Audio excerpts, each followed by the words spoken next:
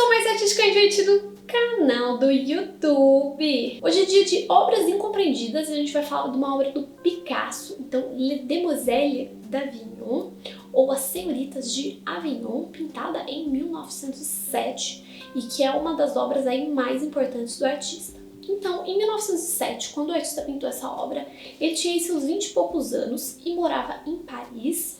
Essa obra veio depois do A Vida, que a gente já viu aqui no canal. E o título dessa obra, então, Les Demoiselles d'Avignon, ou As Senhoritas de Avignon, foi dado por um amigo do Picasso, que chamava André Salmon, na ocasião da primeira exposição na qual essa obra foi mostrada, que foi só em 1916. E então ele via essa representação como se fossem aí 5 prostitutas da rua Avignon, em Barcelona, onde haviam bordéis. Mas o Picasso, ele não gostou muito desse título e ele chamava a pintura de Mon Bordel, meu bordel, enquanto estava no ateliê dele, então corroborando aí que talvez a ideia dele fosse realmente representar aí prostitutas, ou de qualquer maneira uma obra que mostra aí algo da sexualidade. Então a gente pode ver que essas 5 mulheres estão aí seduzindo o espectador por suas diversas poses, gestos e olhares. E a quantidade de esboços e desenhos preparatórios que ele fez para essa obra é enorme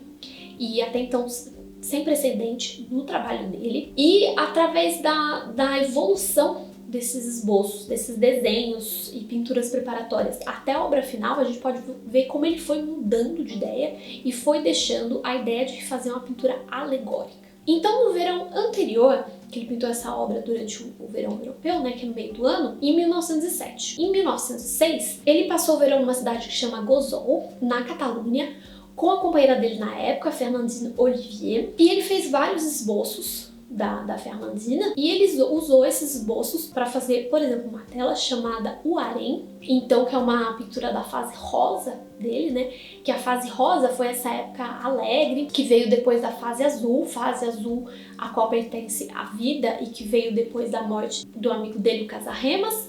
Então, depois da fase azul, ele teve essa fase rosa, que era uma fase aí mais alegre, como a gente pode ver pelas cores usadas. E a gente vê nessa pintura que tem um homem e várias mulheres nuas em várias poses.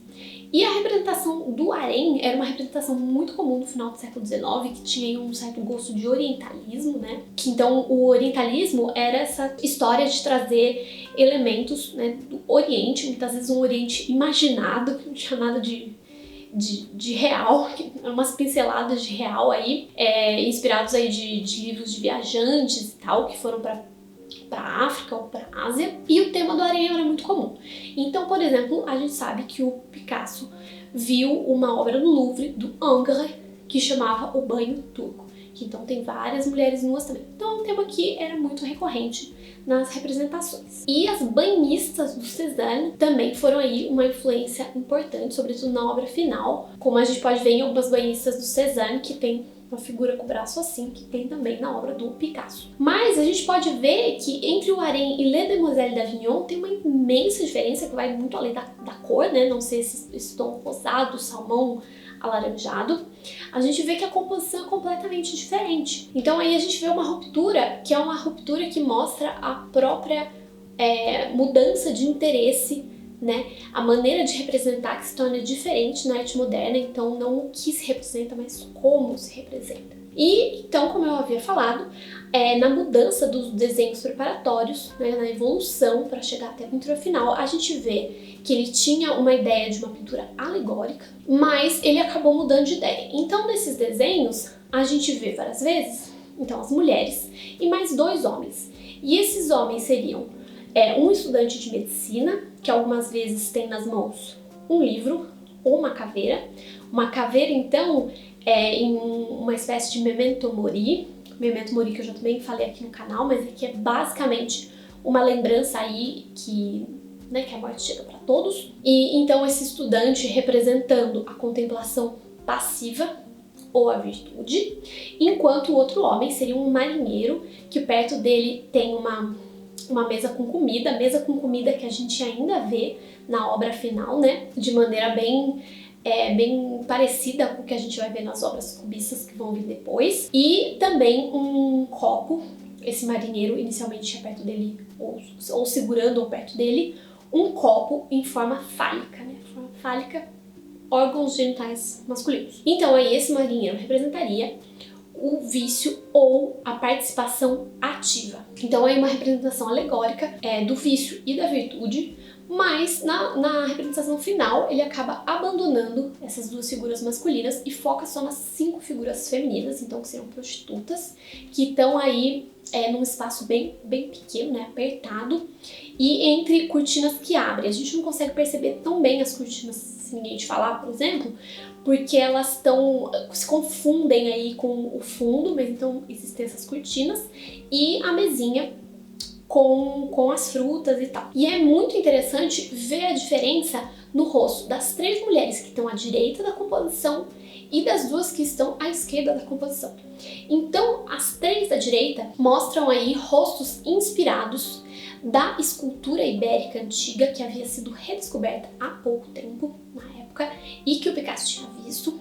Então a gente vê aí uma inspiração. Enquanto as outras 2 são parecem até mais agressivas as formas, né? Tem aí formas mais angulares, então, que foram inspiradas em máscaras africanas e da Oceania, né? Que eram esculpidas, muitas vezes, por exemplo, em madeira, e que estavam aí super na moda na época. Então os artistas na época se interessavam muito pela dita arte primitiva e que podia ser vista em Paris. E o Picasso sabe que ele foi, antes de fazer essa obra, no Museu Etnográfico de Paris, que tinha coleção com essas máscaras. Então a gente é clara aí a influência, mas ele mesmo dizia que não teve influência. Uma influência inconsciente, talvez. As pessoas que viram inicialmente essa obra no ateliê dele consideraram que era uma obra que parecia inacabada, e durante algum tempo essa pintura foi considerada como aí no meio do caminho entre a arte que se fazia antes e a arte que se faria, né, depois, com o cubismo e mais além ainda com a abstração. O cubismo, que era então a visão de vários pontos de vista de um mesmo objeto. Então, por exemplo, a gente tem aqui um celular, você põe na mesma representação, não só o celular visto desse ângulo, mas desse.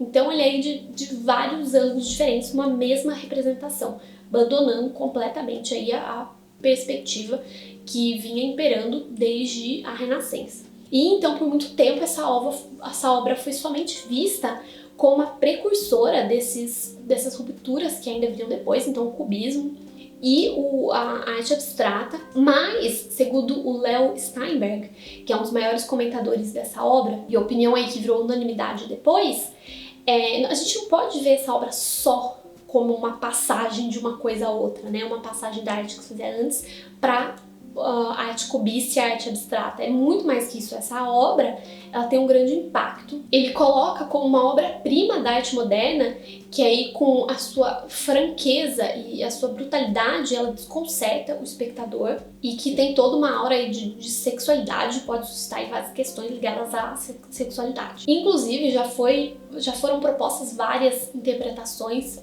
relacionando essa obra, então, com a sexualidade do próprio Picasso, né? Então, ligando aí com as teorias da psicanálise, para qual a sexualidade é muito importante, né? Tem toda essa história aí na psicanálise. Então, muitas teorias já foram colocadas nesse sentido. Picasso, que a gente sabe, né, teve muitas mulheres ao longo aí da vida. A gente também pode se perguntar se essas mulheres seriam realmente prostitutas. Porque, né, na nossa sociedade hoje, mulheres nuas e mulheres que expressam a sexualidade não precisam necessariamente ser prostitutas. Na época não era assim, mas hoje pra gente, né, poderiam ser apenas mulheres. E o Picasso, ele quis realmente representar prostitutas, ou essa ideia de como ele chamava a obra Mon Bordel veio só por causa do que o André Salmon falou?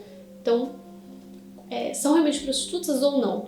Elas usam máscaras africanas, as mulheres então da esquerda da composição, ou o rosto delas é realmente como máscaras africanas. E tem todas as questões de gênero também. Então essa obra foi pintada então por um homem, né, com uma visão masculina aí desse tema, e como a composição e a maneira como foi pintada essa tela influenciam aí na maneira que o espectador vê esse tema, e como nessas questões de gênero podem ser vistas de diferentes maneiras ao olharem para essa tela. Tem um monte de perguntas que podem ser feitas e foi uma obra que já foi muito, muito comentada. Tem vários livros inteiros que foram escritos sobre ela. Dava pra eu ficar até amanhã aqui no canal falando desse tema.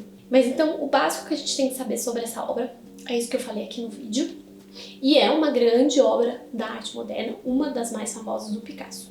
Então, se um dia você se deparar aí com Les Demoiselles d'Avignon, seja pessoalmente, num livro, numa imagem na internet, você já sabe agora um pouco do seu significado, da sua história. Espero então que vocês tenham gostado desse vídeo. Falem outras obras sobre as quais vocês gostariam que eu falasse. Eu pretendo em breve falar de alguma obra cubista do Picasso, então temos mais Picasso vindo por aí. Então é isso, beijinhos e até a próxima!